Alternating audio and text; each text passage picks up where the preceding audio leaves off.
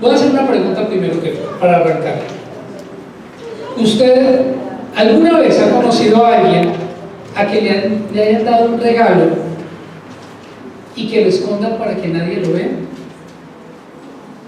¿O a alguien que de pronto le han dado algo, tiene algo nuevo, pero que no lo saca y no lo muestra para que nadie se lo gaste? ¿Usted ha conocido a alguien así? Les voy a contar una historia.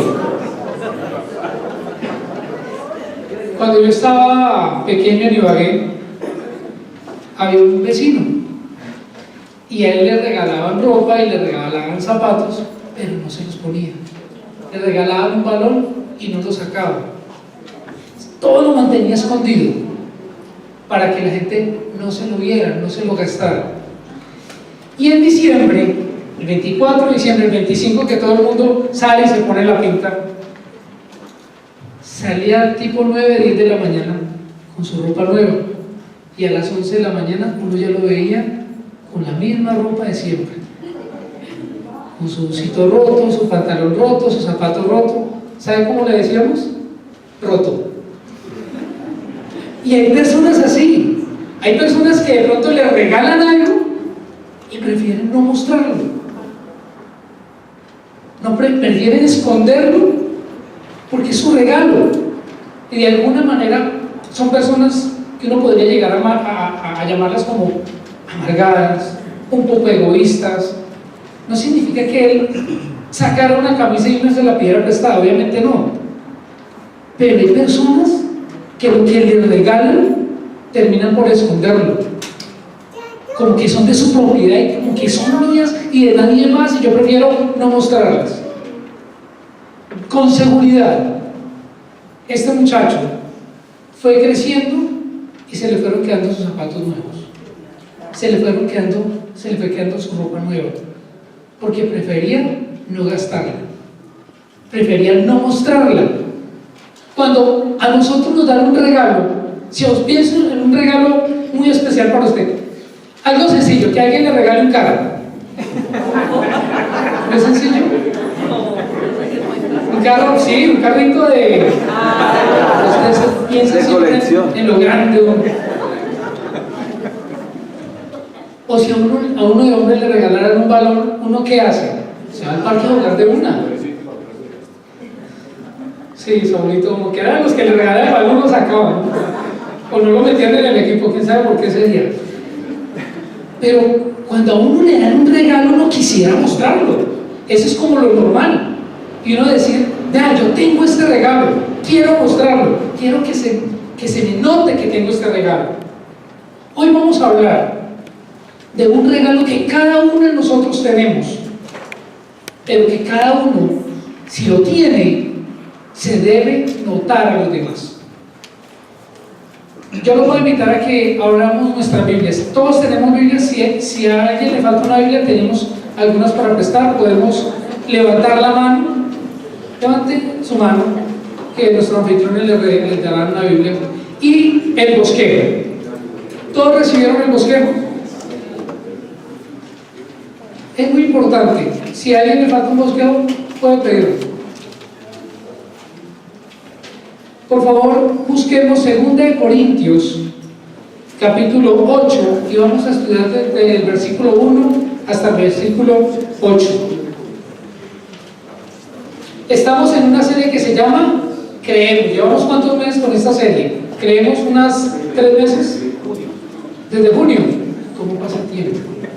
Creemos, y empezamos a hablar de que creemos en Dios, creemos en la palabra, creemos en Jesucristo, creemos en lo que creemos y lo que el Señor nos ha regalado. Y desde este mes de octubre estamos en una miniserie que se llama Dentro de qué creemos, o una subserie que se llama Creemos en las misiones.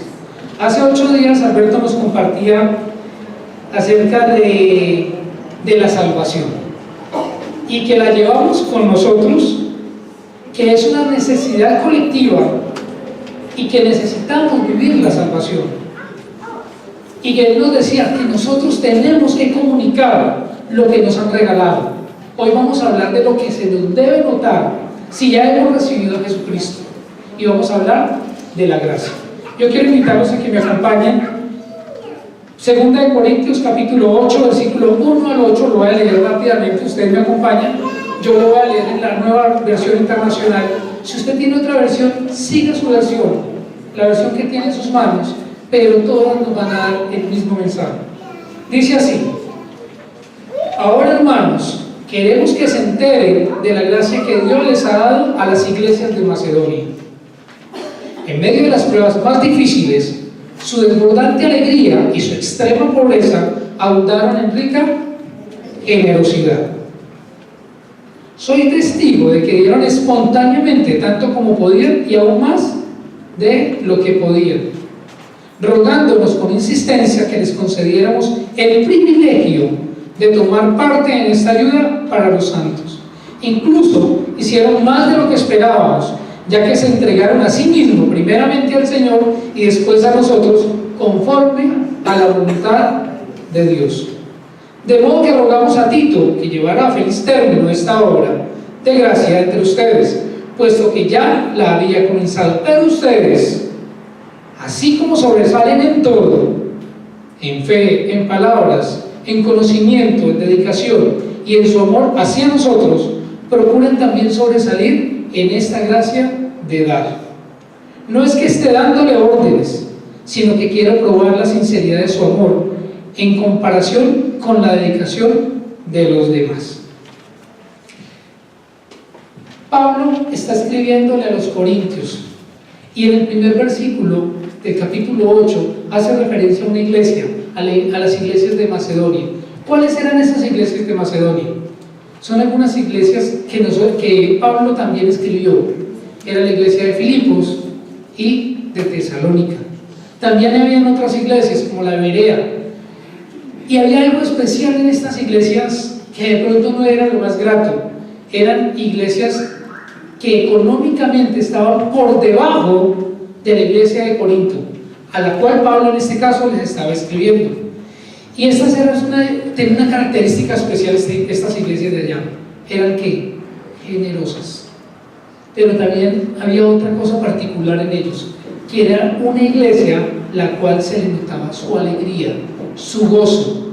Ese gozo era algo especial que a ellos se les notaba y que ellos lo manifestaban, y que era la presencia de Dios en sus vidas. Aquí Pablo no les está diciendo que ellos son tristes, tampoco. Pero ¿qué es la gracia? La gracia es el regalo inmerecido de parte de Dios. Ustedes saben que todos los que han recibido a Jesucristo en su vida tienen la gracia.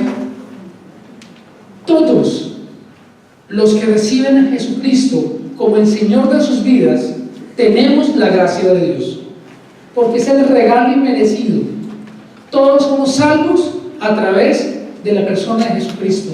Todos somos salvos porque Jesucristo decidió por usted ir a la cruz, decidió por mí ir a la cruz.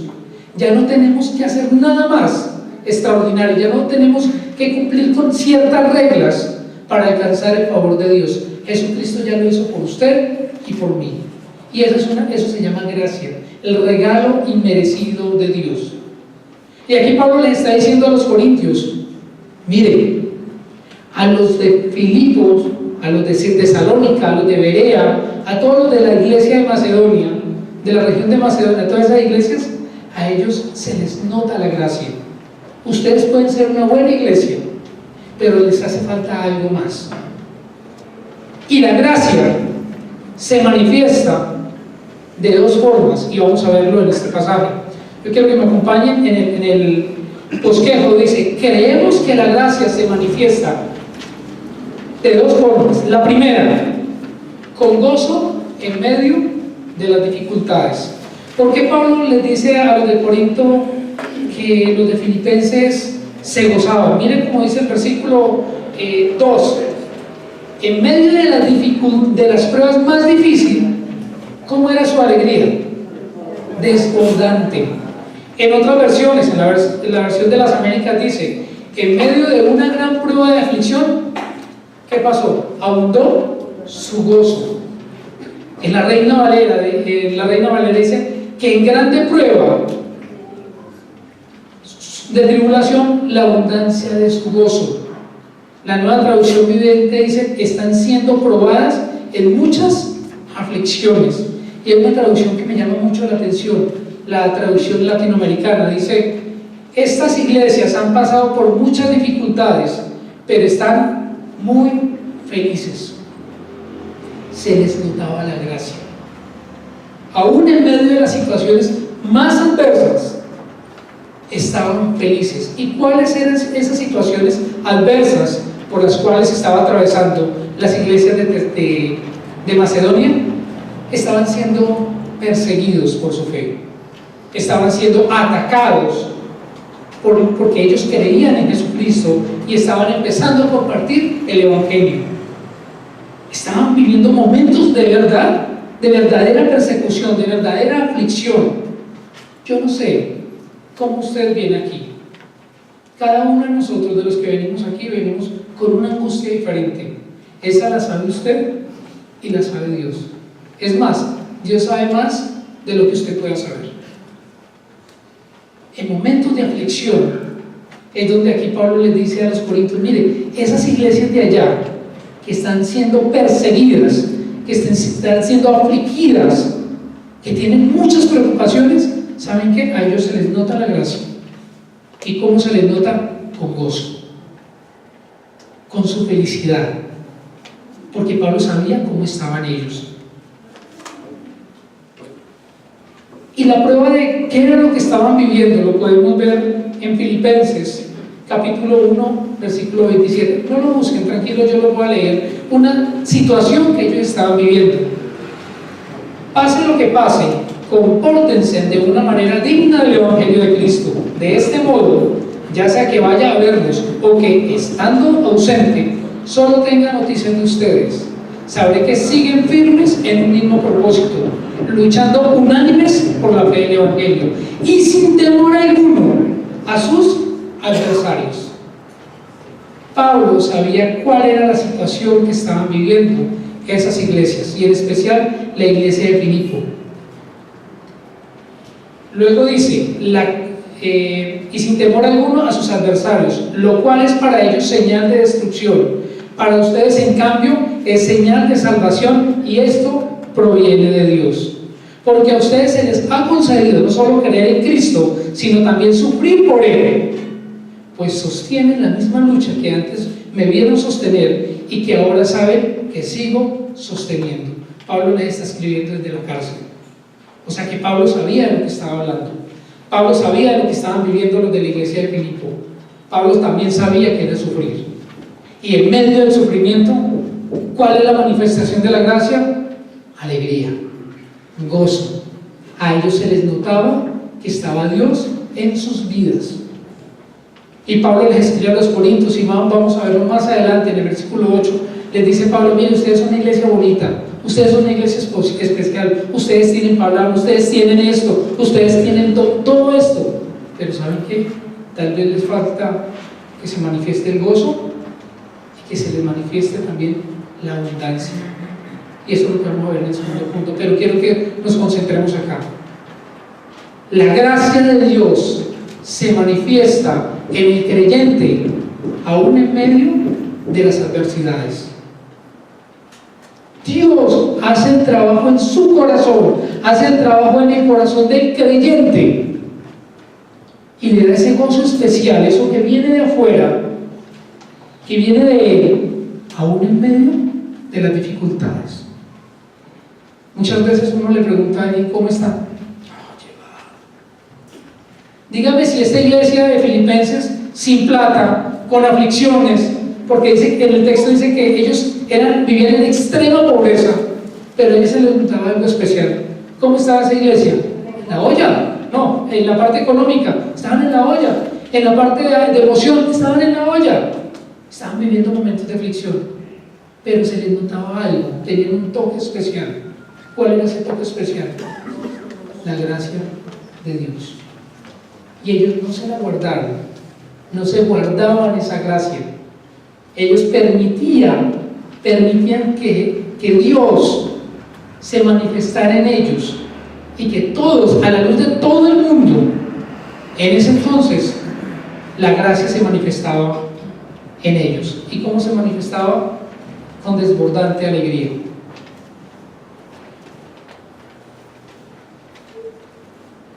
Dios sabe qué es lo que le preocupa a usted, pero no evite y permita, por el contrario, que Dios actúe en su vida y que esa gracia de Dios se manifieste en su corazón y de una manera sencilla y sincera se manifieste en su vida. Dios es la respuesta que tenemos nosotros para que se nos manifieste la gracia en nuestro corazón. Lo segundo que quiero que miremos es: creemos que la gracia de Dios se manifiesta con generosidad, no importa la situación. Quiero hacer un pequeño paréntesis acá. Nosotros como iglesia somos muy cuidadosos con el tema del dar, y ustedes lo saben. Aquí es muy rara la vez, creo que en muchos años, no hemos expuesto aquí el tema del dar, porque sabemos que eso es una manifestación de la gracia de Dios. Nosotros acá como iglesia respetamos muchas doctrinas que están allá afuera y que solamente le hablan a las personas acerca del dar. Traigan, siembren para que cosechen. La palabra de Dios, y lo vamos a ver, que lo trata de una manera directa, y es en el corazón del hombre. Es una relación entre Dios y el hombre, es una respuesta espiritual entre el hombre y Dios.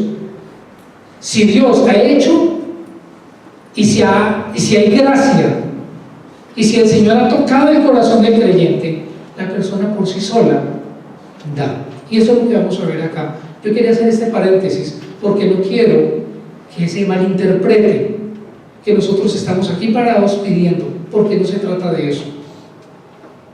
La segunda manifestación que nos habla este pasaje de la gracia es en el dar, y dar no importando la situación. Voy a volver al versículo 1, dice: ahora, hermanos, queremos que se enteren de la gracia que Dios les ha dado a las iglesias de Macedonia.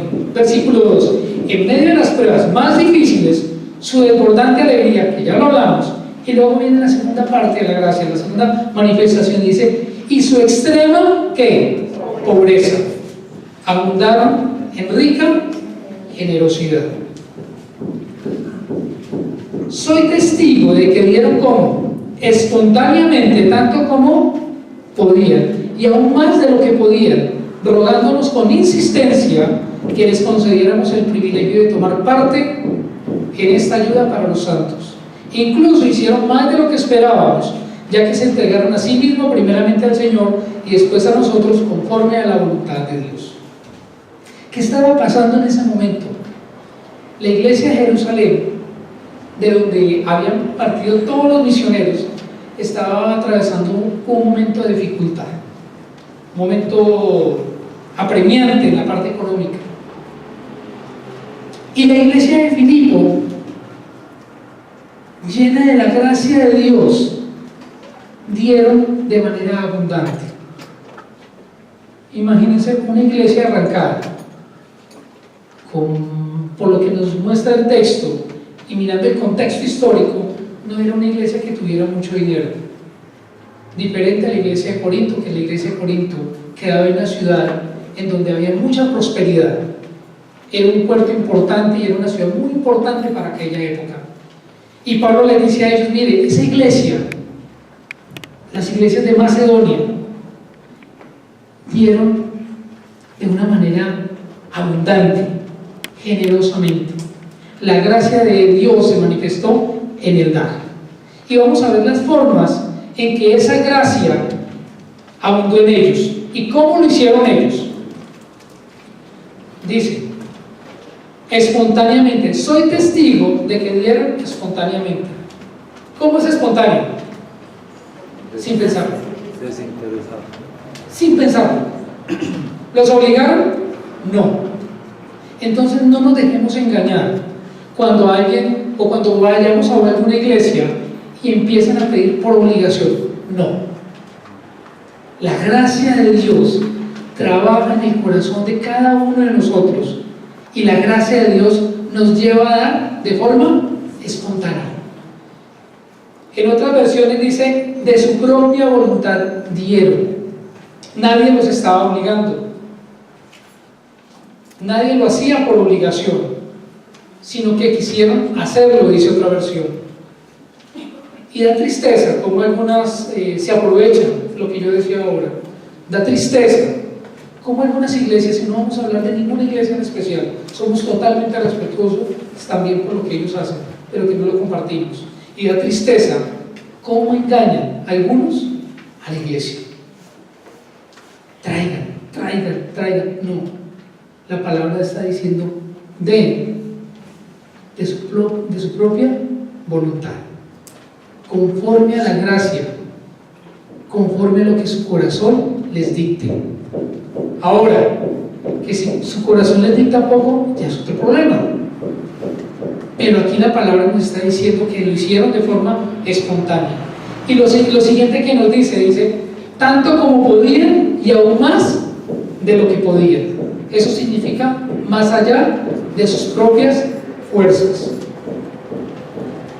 La gracia de Dios trabaja en nuestro corazón y nos pone a nosotros, aún en medio de las dificultades, el dar, y más allá de nuestras fuerzas.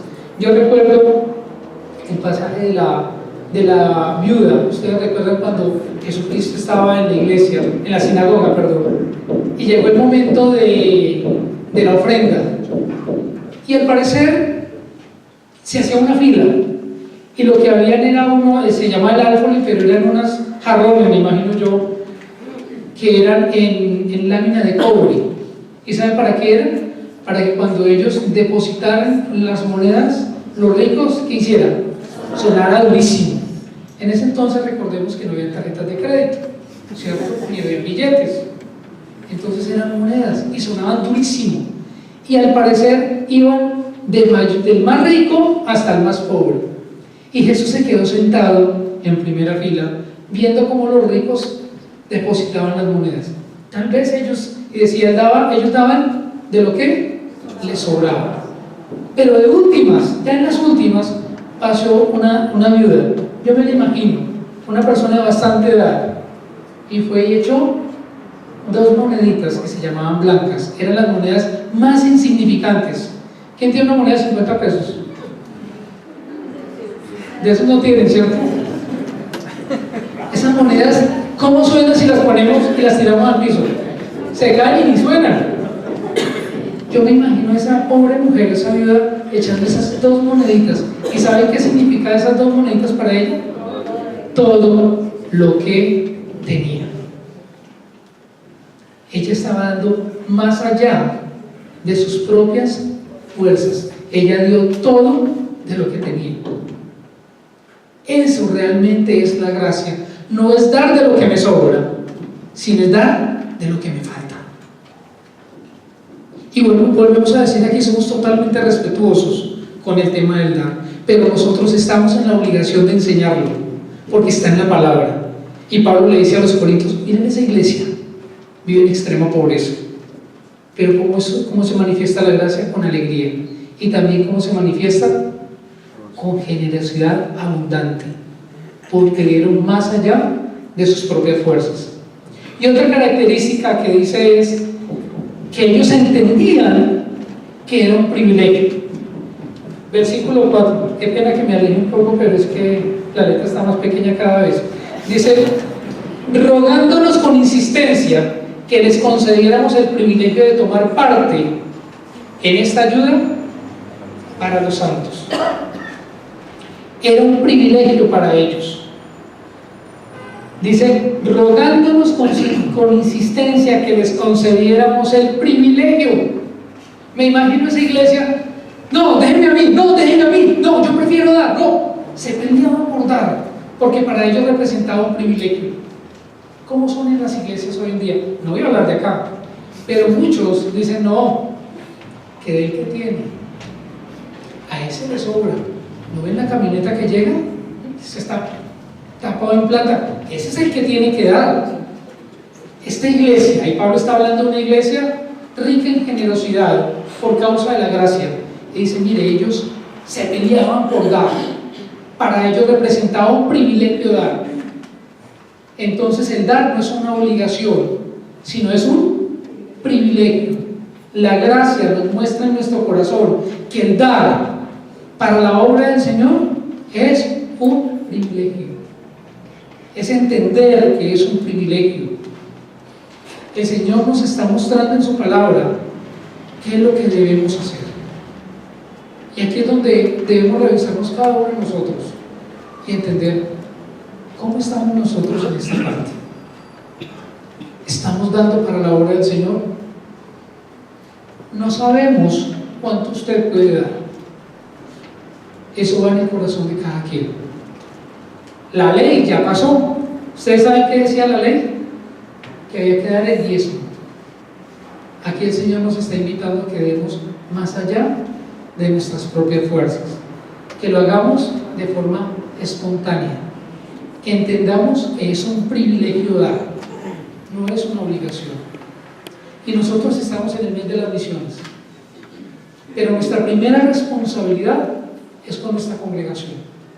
Y nosotros como iglesia, ustedes bien lo saben, los diferentes ministerios en los cuales nosotros trabajamos para que muchas personas puedan escuchar de la voz de Dios. Vimos un video de los niños, ¿cierto? Y cómo los niños se van formando en la palabra. Hace 15 días, un par de semanas, vimos el video de los hombres que fuimos al retiro. ¿Sí vieron a esos hombres lanzando flechas? Esos hombres nadando allá como aquamanes en la piscina. Allá fuimos los hombres y nos comprometimos con el Señor. Nos comprometimos. Y eso es lo que buscamos como iglesia, tener hombres comprometidos. Porque si hay hombres comprometidos, tendremos familias comprometidas en el Señor. Y con las mujeres también, el ministerio de damas, que también están, ellas son supremamente disciplinadas. Los viernes son sagrados para ellas. Venir aquí a su servicio de damas, las que pueden venir.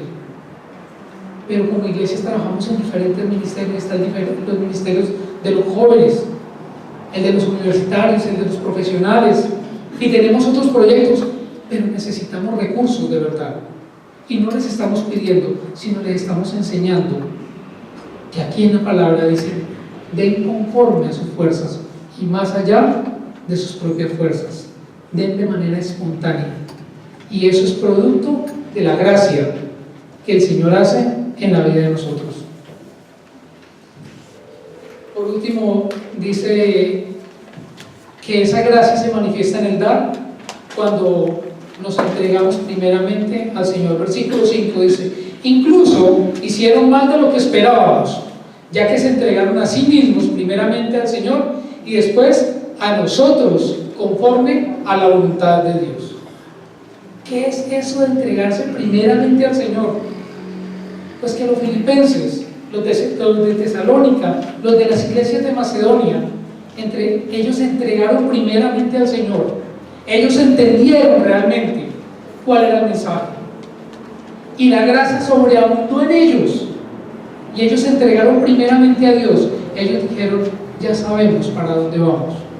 Lo que vivimos acá en esta tierra no es nada comparado con lo que vamos a disfrutar en la eternidad. Y la gracia les dio esa esperanza de tener y de entender y de saber que estamos de paso en esta vida. Y eso se debe notar la gracia en la iglesia. Si una persona se entrega al Señor y se entrega en su totalidad y toda su vida le pertenece a Dios, se está manifestando la gracia de Dios en su vida. Entonces hoy estamos viendo dos formas de la manifestación de la gracia de Dios en la vida del creyente. La primera, que en medio de las dificultades había gozo, y en medio de la pobreza había generosidad. Eso es lo que hace la gracia de Dios en la vida del creyente. Eso es lo que hace el Señor. Miren, nosotros vimos dos videos, ¿cierto?, de misioneros.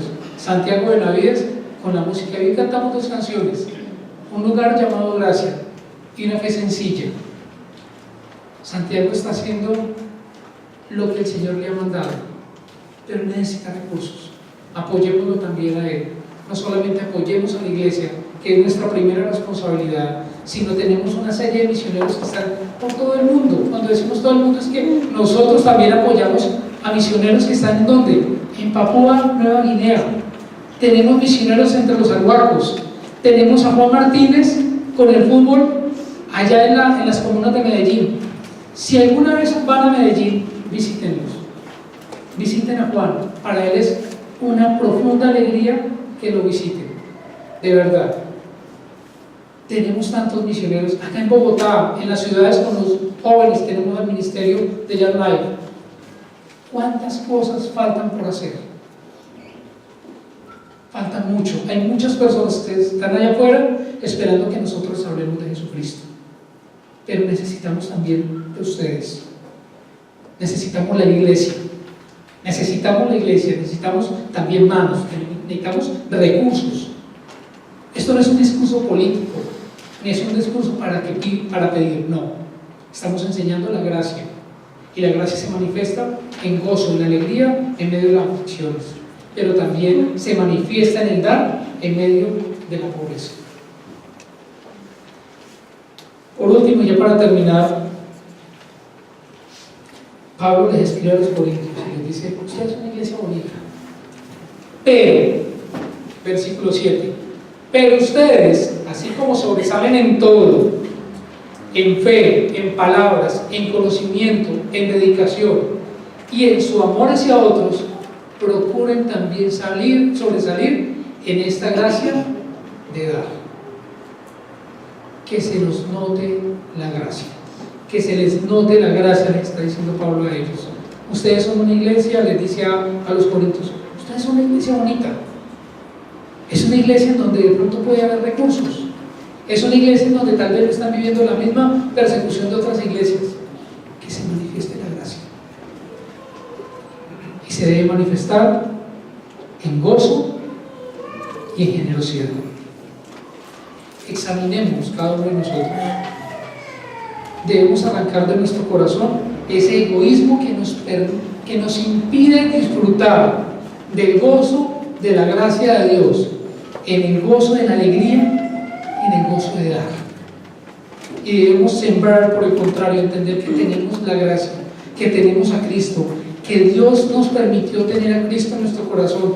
Ya tenemos la gracia, pero tenemos que permitir que se manifieste en la vida de nosotros los creyentes. Permítale a Dios que se manifieste la gracia. Yo les voy a dar con 3 preguntas para que reflexionemos el día de hoy. ¿Cómo se manifiesta el gozo de la gracia en su vida? Cuando usted está en aflicción, ¿cómo se manifiesta la gracia? Segundo, ¿cómo se manifiesta su generosidad para la obra del Señor? Y por último, y cuando da para el Señor, ¿cómo lo hace? Porque aquí hay muchos que tal vez, no lo digo acá, pero hay muchas personas que dan y dan de forma generosa y se sienten orgullosos. Esa no es la forma. Hay que dar con gozo y con alegría para la obra del Señor. No cumplir por cumplir y por llenar un requisito, porque eso no es gracia. Es que de alguna manera sintamos que lo estamos dando, no de lo que nos falta, perdón, no de lo que nos sobra, sino de lo que nos falta. Yo los invito a que me acompañen en una oración, inclinemos nuestros rostros y oremos al Señor para que esa gracia sobreabunde en nuestro corazón. Padre, gracias te damos por tu palabra, Señor. Hoy estamos ante ti, Señor, escuchando tu voz, Señor. Solo tu palabra, Dios mío. Y pudimos ver, Señor, cómo Pablo le enseñaba a una iglesia que tal vez no estaba viviendo momentos de aflicción o de persecución, y que tal vez era una iglesia que no tenía una situación económica precaria. Antes, por el contrario, Señor, posiblemente era una iglesia que tenía muy buenos recursos. Y tú les enseñas, Señor, con el ejemplo de otra iglesia que vivía momentos de aflicción y de extrema pobreza, cómo se manifestaba tu gracia, Señor. Hoy queremos sentir eso en nuestras vidas, Señor, en la vida de los que estamos acá. Tú sabes perfectamente por lo que estamos viviendo cada uno de nosotros, Señor. Nuestras luchas,